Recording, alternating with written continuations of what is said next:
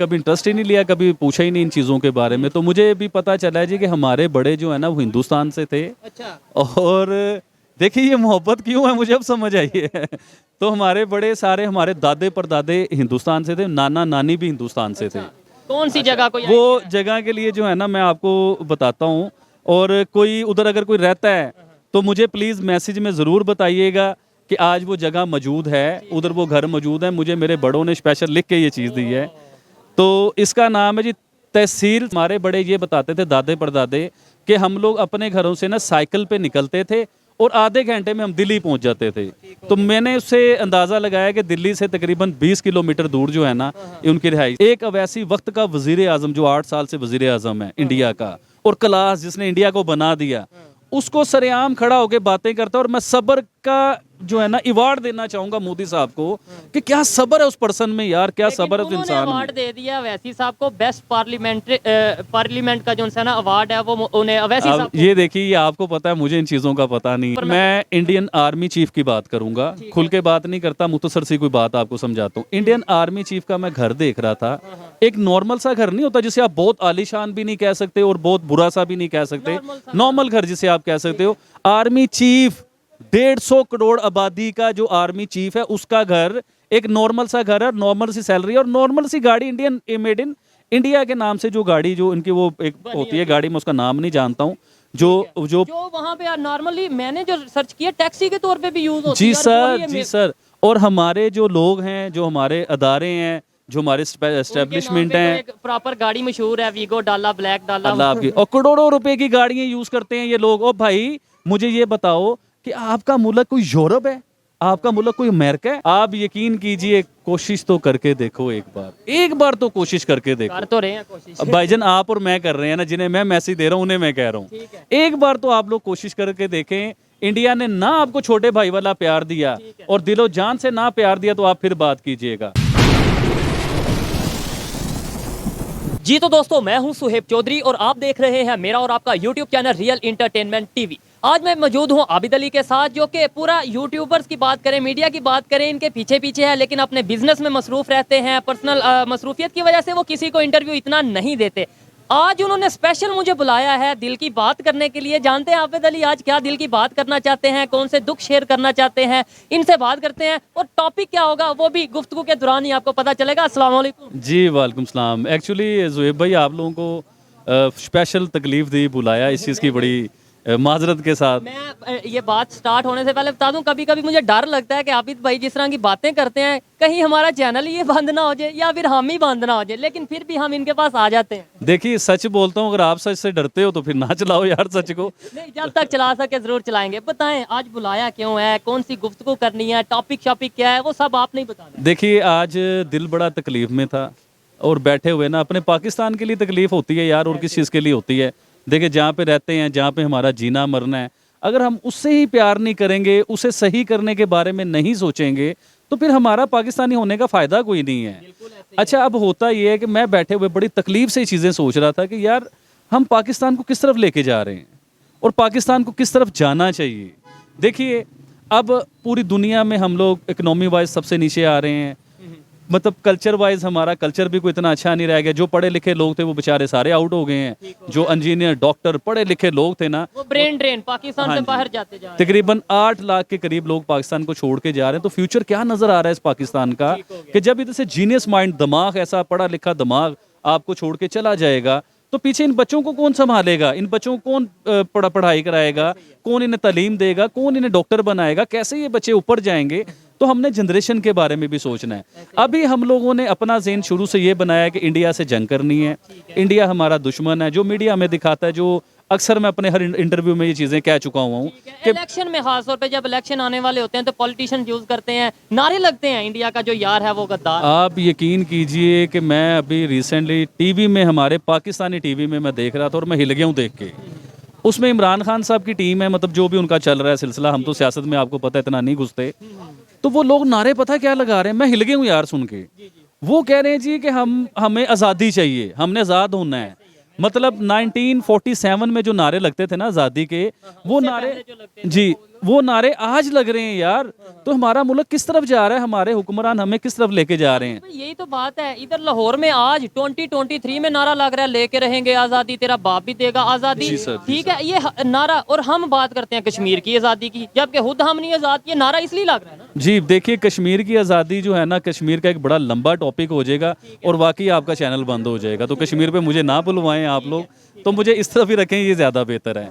तो मैं Indian culture से, इंडियन लोगों से प्यार करता हूँ। वज़ीर आज़म जो इंडिया के हैं उनसे प्यार करता हूँ।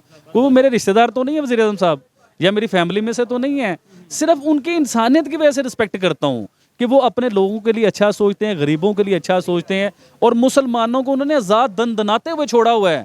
अभी कोई मीडिया, सर मैं अभी आपको प्रूफ के साथ बात करूंगा, अभी हमारा मीडिया हमें जो बता रहा होता है कि इंडिया में मुसलमानों के साथ ये हो गया, मुसलमानों को पकड़ लिया, उन्हें मार दिया, उन पे जुल्म हो गया, उन पे लाठीचार्ज हो गया, उन पे शेलिंग हो गई, मतलब स्टोरी सुनने को मिलती हैं हमें। अभी आप इंडिया में देखें, मैंने रिसेंटली रात को ही देखा, मैं इतना जानता नहीं उन लोगों को, ना मैं इतना मीडिया यूज़ करता हूँ, ना हमारे टीवी में इंडियन चैनल आते हैं, तो हमें क्या पता हो इंडिया में क्या हो रहा है। तो उनके जो वैसी साहब हैं, उनके कोई अवैसीउद्दीन अवैसी, हाँ जी वैसी साहब, और इनके एक भाई भी हैं, वो तो देखने में डॉन लगते हैं, यकीन माने। अब मैं पूछना ये चाह रहा हूँ कि वैसी साहब के मैंने काफ़ी इंटरव्यू सुने। वो एक लैला नहीं होती, लैला, वो इंडिया की एक लैला है अवैसी साहब। और लैला कौन सी है, वो इंतशारी लैला नहीं जो होती, वो वाली लैला है वो। अच्छा, वो क्या कर रहे हैं वैसी साहब, उन्होंने मुसलमान, देखिए जब मेजोरिटी होती है ना किसी जगह पे, तो उनमें कोई इंतशारी भी होते हैं जो उनके नाम पे वोट लेते हैं, उनके नाम पे पैसा कमाते हैं, यानी कि मुसलमानों के नाम पे। यार मैं इंडियन मुसलमानों से कहता हूँ कि आप लोग मुसलमान हो, आप लोग कुरान पाक पढ़ते हो, आपको कुरान पाक की तलीमात का पता होना चाहिए कि कुरान पाक क्या कह रहा है, हमारा दीन क्या कहता है और हम किस तरफ जा रहे हैं। हमारे दीन में हुक्मरान की बड़ी रिस्पेक्ट है, जो वक्त का हाकिम होता है ना, उसकी बड़ी ऑनर और बड़ी रिस्पेक्ट है, और उसकी बड़ी चीज़ें ऐसी हैं जो मान लेनी चाहिए। अभी देखिए वो बंदा वैसी साहब दनाते हुए मोदी को उसने रोल के रख दिया यार, ऐसा सा लफ्ज उसने बोला है कि मैं तो मोदी से प्यार करता हूँ, मुझे तो शेम फील हुई है। तो आम इंडियन को शेम फील क्यों नहीं हुई कि वो ऐसी ऐसी बातें, और फिर वो जीतता भी है, वो पार्लियामेंट में आता भी है, और आप कहते हो कि इंडिया में मुसलमान महफूज नहीं है। उसके अंदर ये आता है ना, देखें आप मैसेज शायद ये देना चाह रहे हैं कि भाई वहाँ पे वो मुसलमान आज़ाद हैं, लेकिन जो आप ये बात कर रहे हैं वो उनके इंटरनल मैटर्स हैं। मैं देखिए जहाँ पे, देखिए जी, मैं मोदी साहब की ग्रेटनेस की तारीफ करूंगा, सुनिएगा, आप क्यों हक है, करूंगा कि आपका एक हक है, इंसान, लेकिन आबिद भाई जिधर मैं ये फील करूंगा कि शायद वो उनका इंटरनल मैटर है कि अवैसी सर जो सर वो बोले ठीक है, आप बात हमें तो उसके अंदर सुनिए इंटरफेयर। सर, मेरी अर्ज तो सुनिए। अब देखिए मैं इस चीज़ को लेके कह रहा हूँ, आप कहते हैं इंडियन मुसलमान महफूज नहीं है, वो आज़ाद नहीं है, खुल के बात नहीं कर सकता। एक अवैसी वक्त का वजीर आजम जो 8 साल से वजीर आजम है इंडिया का, और क्लास जिसने इंडिया को बना दिया, उसको सरेआम खड़ा होकर बातें करता है। और मैं सब्र का जो है ना अवार्ड देना चाहूंगा मोदी साहब को, कि क्या सब्र है उस पर्सन में यार, क्या सब्र है उस इंसान अवार्ड में। दे दिया अवैसी साहब को, बेस्ट पार्लियामेंट का जो है ना अवार्ड है वो उन्हें अवैसी अब साहब को, ये देखिए, ये आपको पता है, मुझे इन चीज़ों का पता नहीं है। बेस्ट पार्लियामेंटेरियन, बेस्ट पार्लियामेंट्री का अवार्ड जो है उन्हें मिल गया है। और वो शख्स देखें जो पावर में है, हमारा दीन क्या कहता है कि सबसे अच्छा इंसान वो है कि जिसके हाथ में पावर हो और वो पावर को इस्तेमाल ना करे, तो नाजायज इस्तेमाल ना करे। तो मोदी साहब देखें कि वो बंदा कैसे दनाता फिरता है और कैसे वो बातें करता है, मोदी को पता नहीं क्या क्या कुछ कहता है, और मोदी साहब ने कभी उसके ऊपर एक्शन नहीं लिया। वो आज भी वो अपने पार्लियामेंट का हिस्सा है, जो भी है सारा कुछ है।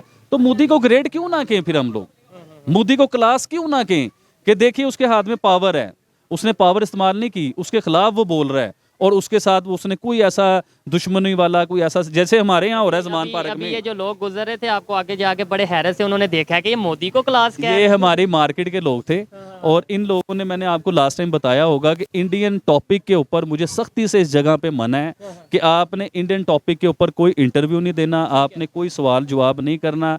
अगर आपने करना है तो कोई फ़नी कर लो, कोई इस तरह का रमज़ान वो कर लो, मतलब ऐसा कर लो। लेकिन भाईजान आप क्यों नहीं बाज आते? सर मैं क्यों डरूं? मुझे आप एक चीज़, मैंने गलत कहा है, आप लोग बता दीजिए, मैं गलत कह रहा हूँ कोई गलत? मैं अपने मुल्क से प्यार करता हूँ ना, अपने पाकिस्तान से प्यार करता हूँ। मैंने कई बार कहा है कि मेरे बच्चे इस मुल्क पे कुर्बान, इसे सही करने के ज़ुएब भाई आप इस मुल्क को सही नहीं करना चाहते? बिल्कुल आप नहीं चाहते कि जिन लोगों की 20-20 लाख रुपए सैलरी है, आप इंडिया जाके देख लो यार, वो जिस बंदे को आप 20 लाख सैलरी देते हो ना, उसकी पोस्ट के मुताबिक, मैं नाम नहीं लेना चाह रहा, उसकी पोस्ट के मुताबिक आप 20 लाख रुपए सैलरी देते हो। मैं उस पे मीडिया पे देख रहा था, इंडिया में 70,000 रुपये सैलरी है यार उस बंदे की। आपका गवर्नर जो है उसका स्टेट बैंक का, तो उसकी सैलरी तकरीबन 19 से 20 लाख रुपए है। इंडिया के स्टेट बैंक के गवर्नर की 2 से 2.5 लाख रुपए सैलरी है। तो वो लोग तरक्की क्यों ना करें? मुझे बताएं ना फिर इसके आप। ऊपर मुझे कंफर्म नहीं है जो इन्होंने बोला है कि यहाँ के गवर्नर बैंक की 20 लाख है और वहाँ पे 2.5 लाख है। अगर आप वहाँ से देख रहे हैं वहाँ पे कमेंट करिएगा कितनी सैलरी है। पाकिस्तान से मैं सर, सर्च करूंगा और उसके ऊपर मैं इंडियन आर्मी चीफ की बात करूंगा। खुल के बात नहीं करता, मुख्तसर सी कोई बात आपको समझाता हूँ। इंडियन आर्मी चीफ का मैं घर देख रहा था। एक नॉर्मल सा घर नहीं होता जिसे आप बहुत आलीशान भी नहीं कह सकते और बहुत बुरा सा भी नहीं कह सकते, नॉर्मल घर जिसे आप कह सकते हो। आर्मी चीफ 150 करोड़ आबादी का जो आर्मी चीफ है उसका घर एक नॉर्मल सा घर है, नॉर्मल सी सैलरी और नॉर्मल सी गाड़ी, इंडियन मेड इन इंडिया के नाम से जो गाड़ी जो इनकी वो एक होती है गाड़ी, मैं उसका नाम नहीं जानता हूँ, जो वहाँ पे नॉर्मली मैंने जो सर्च किया टैक्सी के तौर पे भी यूज होती जी है। सर, जी सर। और हमारे जो लोग हैं, जो हमारे अदारे हैं, जो हमारे एस्टेब्लिशमेंट हैं, प्रॉपर गाड़ी मशहूर है, वीगो डाला, ब्लैक डाला, अल्लाह आपकी, और करोड़ों रुपए की गाड़ियां यूज करते हैं ये लोग। और भाई मुझे ये बताओ कि आपका मुल्क कोई यूरोप है, आपका मुल्क कोई अमेरिका है? इतने बड़े प्रोटोकॉल लेते हो, आपको सीखना चाहिए मोदी से, उसके मुल्क से, कि उनके मुल्क में लोग क्या सैलरियां ले रहे हैं, कौन सी गाड़ियां यूज कर रहे हैं, कौन से प्रोटोकॉल ले रहे हैं, वो किस तरह अपनी जिंदगी क्यों, कौन सी कौम ऊपर जाती है। मैं क्यों कहता हूँ गैरतमंद कौम, उन्हें गैरत है, उन्हें अपने गरीबों के साथ प्यार है। वो इतनी सैलरी, अब हमारे जो बड़े बैठे हुए हैं जो लूट रहे हैं हमें खाना खराब, जिन्हें प्लाट भी मिल रहे हैं, जिन्हें पता नहीं क्या क्या कुछ मिल रहा है, उन खाना खराबों को शर्म नहीं आ रही कि इस मुल्क का हालात क्या हुए हैं। और बेवकूफ़ो, अब तो छोड़ दो अपनी वो जो मुख्तबरियां लगी हुई हैं आपकी, अब तो छोड़ दो। अब तो छोड़ दो। इसके अंदर ये कहना चाहूंगा, जब यहाँ से कोई पाकिस्तानी, कोई शहरी बात करता है तो कहा जाता है पाकिस्तान के अगेंस्ट बात हो रही है। जब पाकिस्तान की ये कंडीशन है, आप क्या कर रहे हो पाकिस्तान के लिए? आपने क्या कुर्बानी दी है पाकिस्तान के लिए? मुझे, हमें आप बताएं। जो बॉर्डर पे जाने देते हैं उनके, हम वो हमारे लिए दिल से भी ज्यादा, जान से ज्यादा अजीज हैं। लेकिन हम बात कर रहे हैं उन लोगों की जो पाकिस्तान का इमेज खराब कर रहे हैं। अच्छा, मैं आप लोगों को ये बताता हूँ, इंडियन को भी और पाकिस्तानियों को भी मैं बड़ा पीस का पैगाम ये देना चाह रहा हूँ। आप लोग खुश नसीब हैं कि इस दौर में आप लोग पैदा हुए हो।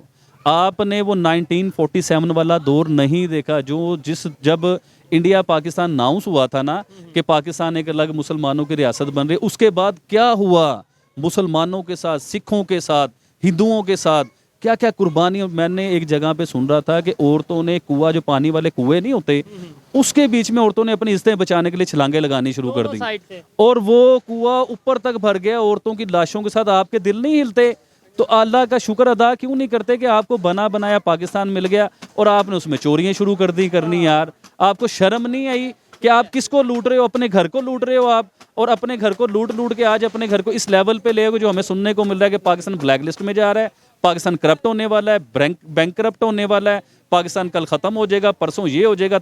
यानी कि अल्लाह ना करे आप श्रीलंका बनाना चाह रहे हो पाकिस्तान को। तो जब तक हमारे जैसे मुब्बे वतन इधर मौजूद है ना भाईजान, हम एहतजाज करते रहेंगे। कंसेप्ट ऐसा बना दिया गया है कि जो सच की बात करता है, जो कोई आईना दिखाता है या गलती को सामने पॉइंट आउट करता है, ये कह दिया जाता है ये किसी एजेंडे पे शायद बात कर रहा है, या मतलब कंस्ट्रक्टिव जो है क्रिटिसिज्म करना चाहिए, हमें पॉजिटिव वे में बताना चाहिए कि भाई ये गलत हो रहा है। तो हम बताते हैं, आप कहते हैं गद्दार है, आप खुद क्या मोहब्बत कर रहे हैं वो बता दें, हम वो मोहब्बत करते हैं। लेकिन पाकिस्तान आगे जाए, पाकिस्तान को आगे लेके जाना है। और जब पाकिस्तान बना है ना, उस टाइम में जो सबसे बड़ी कुर्बानियां दी हैं, देखिए कुर्बानी तो सबने दी हैं, लेकिन सिख कम्युनिटी ने जो कुर्बानियां दी, देखिए भाईजान, आपका घर बस रहा हो, आपके बच्चे हों, आपके जानवर हों, आपके कारोबार हों, और आपको रात को पता चले सब कुछ छोड़ के जाना पड़ेगा, और आपका देखे जानवर भी हैं, आपका सोना भी है, आपके घर की 100 चीजें हैं उसके बीच में। इधर चले जाए माल रोड पे, हार रोड पे, अनारकली चले जाए, वहां पे अभी भी सिखों की दुकानें, उनके प्रॉपर ऊपर नाम लिखे हैं। जी सर, ये मैंने लास्ट टाइम भी कहा था कि ये लाहौर, गुजरांवाला, फैसलाबाद, शेखुपुरा, मुल्तान, साहिवाल,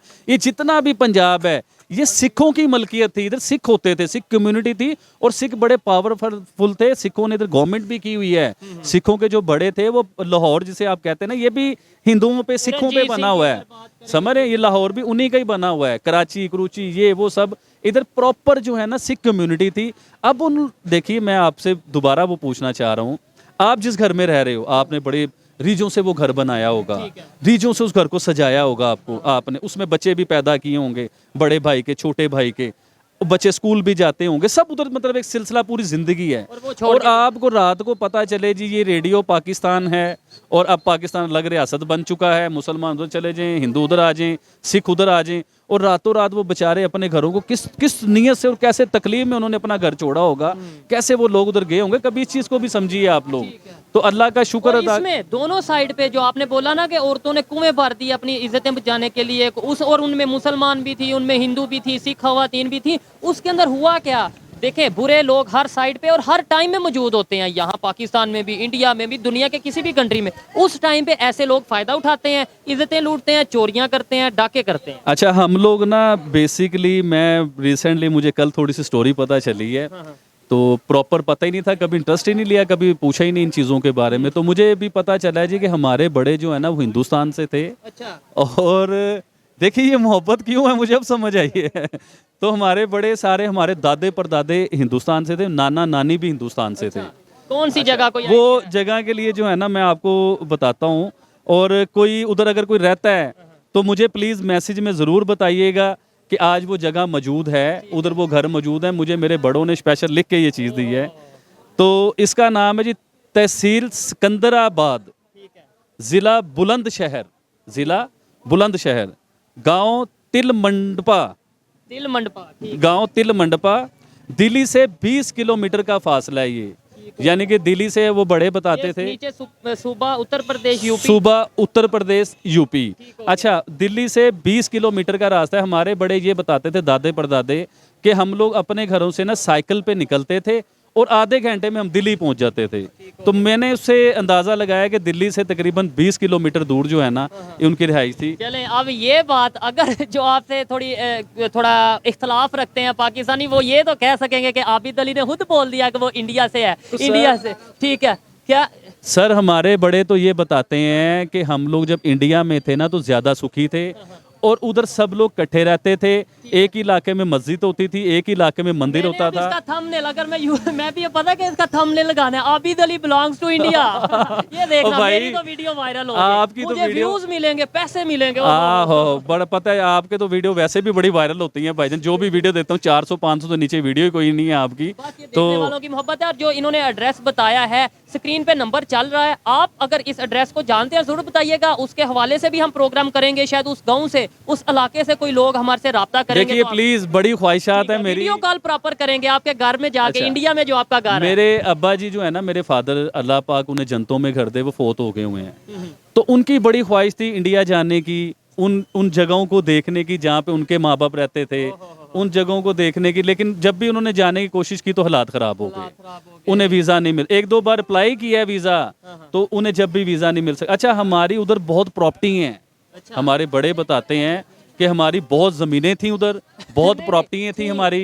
हाँ, मतलब वही नहीं, अब वही बता रहा हूँ। आज आप इंडिया जाए, वहाँ पे जाके अपने इलाके में क्लेम किया कि मेरी इधर। हमारे पास वो पेपर ही कोई नहीं है, अब हमने क्या लेना है। लेकिन मकसद बताने का ये है कि उधर जो मैं बता रहा हूँ, दिल्ली से 20 मिनट दूर का, 20 किलोमीटर का, उधर हमारे बड़े बताते हैं कि हमारी बहुत ज़मीनें थी और हम ज़मींदार लोग थे उधर के, और उधर सब कुछ उधर ही छोड़ के आ गए। और इधर गवर्नमेंट का ऐलान हुआ कि जो जिस घर में घुस जाएगा वो घर उसका है।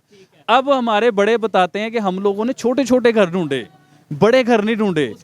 उसकी वजह ये थी कि इतने बड़े घर की देखभाल कौन करेगा, कौन संभालेगा, छोटा घर होगा उसे मैनेज भी कर लेंगे।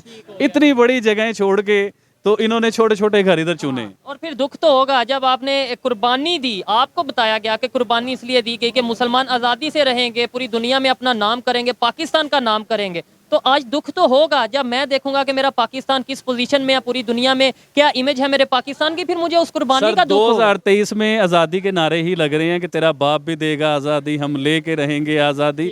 अगर मैं झूठ बोल रहा हूँ तो आप मीडिया पे सर्च कर लीजिए। मैंने खुद ये रिकॉर्ड किए हैं नारे, ज़मान पार्क में जाके इमरान खान साहब के घर के सामने जाके हमने ये नारे रिकॉर्ड किए हैं। और इसके अलावा और बहुत ऐसे नारे थे जो शायद हम चला भी नहीं सकते, ऐसे नारे लग रहे थे। अब मुझे समझ लगी है कि आबिद भाई ने बुलाया क्यों था। आबिद भाई ने दरअसल अपने घर का एड्रेस बताना था। और बड़ी मेरी आंखों में आंसू हैं और दिल तकलीफ में, आप सोच नहीं सकते कि मैं अपने बड़ों पे पहुंचा हूं, दिमाग ना उधर पहुंचा हुआ है कि वो लोग कैसे अमन से मोहब्बत से रहते थे। और मेरी बड़ी ख्वाहिश है भाईजान, पहले नहीं थी, अब मेरी बड़ी ख्वाहिश है, मैं दिलो जान से कोशिश करूंगा, मैंने इंडिया आना है। मैं अनाउंस कर रहा हूँ आप लोगों के सामने, चाहे मुझे वीज़ा मिला, चाहे सुने ना, वीज़े के लिए तो बहुत से लोग हैं मोहब्बत करने वाले, अल्लाह कहीं ना कहीं से वीज़ा लगवा ही देगा, कहीं ना कहीं से अल्लाह पाक लगवाएगा।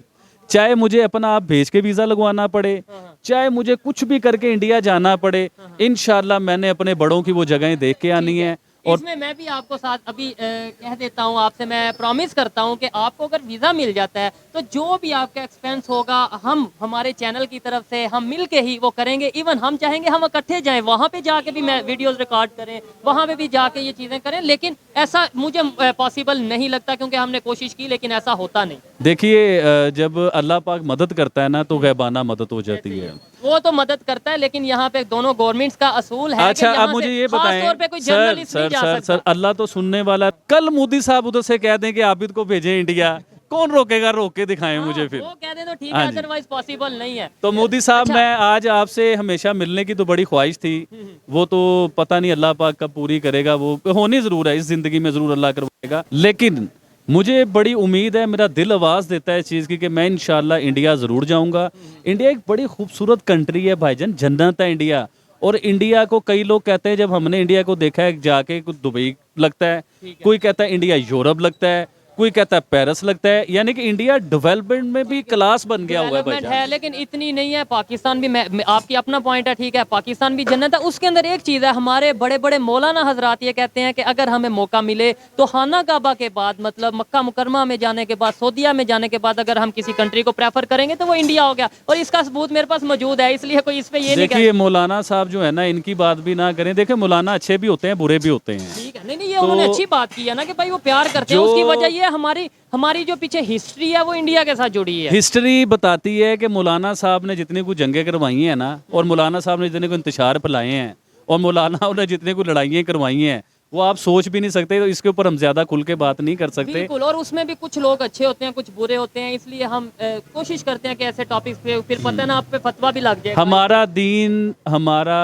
मजहब पीस की, अमन की बात करता है। तो हम लोगों को चाहिए अमन को लेके चलें, कि हमें ये नहीं चाहिए कि अपने टीवी पे दिखाएं कि इंतशार फैल रहा है, जंग करनी है। आप यकीन कीजिए, कोशिश तो करके देखो, एक बार तो कोशिश करके देखो। कर तो रहे हैं कोशिश। अब भाईजान आप और मैं कर रहे हैं ना, जिन्हें मैं मैसेज दे रहा हूँ उन्हें मैं कह रहा हूँ, एक बार तो आप लोग कोशिश करके देखें। इंडिया ने ना आपको छोटे भाई वाला प्यार दिया और दिलो जान से ना प्यार दिया तो आप फिर बात कीजिएगा। और जो चाइना आपके साथ दोस्त है, फ्रेंड है, यार आपने ये क्यों नहीं सोचा चाइना की, ना कि उनकी हमारे जैसी शक्लें हैं, ना हमारे जैसी लैंग्वेज, स्मेल आती है उनकी बॉडी के बीच में से, मतलब वो गैर मुस्लिम है, पता नहीं क्या क्या खाते पीते हैं, जो भी उनका है। नहीं वो तो हमारे हमसाए जो थे, जो हमारा कल्चर था, जो हमारे जैसे थे, जिनके लैंग्वेज सेम, लोग सेम, बातें सेम, तो उनके साथ हम दोस्ती लेके क्यों नहीं चले आगे। यहाँ पे मैं भी ये बात करना चाहूंगा, एक साइड पे ये कहा जाता है कि नॉन मुस्लिम यानी कि जो मुसलमान नहीं है वो मुसलमानों के कभी सक्के नहीं हो सकते। ये हमें हमारे अदारों पे भी बताया जाता है, हमें मीडिया पे भी बताया जाता है, हमारे मौलवी हजरात भी बताते हैं। दूसरी साइड पे चाइना की बात करें, वो भी नॉन मुस्लिम है और उनके साथ तो हम ये कहते हैं कि वो हमारा सबसे बेहतरीन दोस्त है। तो फिर कहीं ना कहीं हम भी डबल स्टैंडर्ड रखते हैं, हम खुद अपनी यूथ को कंफ्यूज करते हैं। एक साइड पे हम कहते हैं कि नॉन मुस्लिम हमारे सक्के नहीं है, दूसरी साइड पे चाइना से हम कहते हैं कि ये बेस्ट फ्रेंड है। क्या क्या आबिद भाई कहेंगे? सर इसके ऊपर तो नहीं, मैं लास्ट अपना मैसेज दे के ना वाइंड अप करता हूँ। ठीक मोदी है, साहब ठीक। को लास्ट मेरा मैसेज है कि मेरे फादर की बड़ी ख्वाहिश थी इंडिया देखने की, और इंडिया में अपने अबाऊजाद के घर देखने की, जो वो अपनी जिंदगी में पूरी नहीं कर सके। देखिए मैं कोई बिजनेस, कोई पैसा, कोई आपसे कोई ये चीज़ों की डिमांड तो नहीं कर रहा हूँ। मुझे सिर्फ और सिर्फ अपने बड़ों के घर देखने हैं, जो हमारे माँ बाप अपनी ख्वाहिशें पूरी नहीं कर सके। हमने उनके घर देखने, हमने देखना है कि हमारे माँ बाप के बड़े जो थे वो किन गलियों में घूमते थे, कैसे वो रहते थे। और इसी बहाने मुझे सिर्फ मोदी साहब बुला सकते हैं, बाकी मुझे उम्मीद है कि मुझे वीज़ा नहीं मिल सकता। आपका ये मैसेज है, हमारा छोटा सा चैनल है, थोड़ी सी व्यूअरशिप है, लेकिन कोशिश करेंगे कि ये मैसेज ज़्यादा से ज़्यादा लोगों तक जाए और वो लोग मोदी साहब तक ये मैसेज पहुंचाएं। अगर पहुंचा तो वेल एंड गुड है, ना पहुंचा तो फिर भी नेक्स्ट टाइम आप ट्राई कर लीजिए। जी इंशाल्लाह अपने तरफ से भी मैंने ट्राई करना है, बड़ी कोशिश करनी है कि अल्लाह करे। मुझे उम्मीद है कि पता है क्या है, सम टाइम होता है हम ऐसे ही मुंह उठा के वीज़ा लेने चले जाए तो वीज़ा नहीं मिलता, ये तो होता है। तो मैं चाह रहा था कि सॉलिड इस किस्म का सिलसिला हो कि मुझे इंडिया बुला लिया जाए और मैं इंडिया देखूं। बस मैंने अपने बड़ों को देखना है, मोदी जी से जफ्फी डालनी है। वहाँ पे जाके कहेंगे मुझे सिटीजनशिप वहाँ की दे दे, मैं नहीं, मैंने एक इंटरव्यू में कहा था कि हमारा जीना मरना पाकिस्तान के साथ है, हमारे बच्चे जो हैं वो भी पाकिस्तान पे कुर्बान और हम भी कुर्बान।